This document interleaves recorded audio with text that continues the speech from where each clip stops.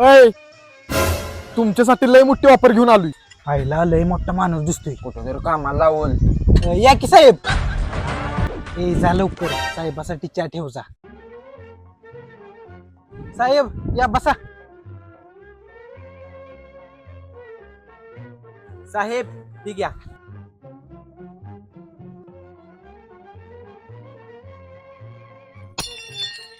ए गप साहेब साहेब offer offer. बर बर.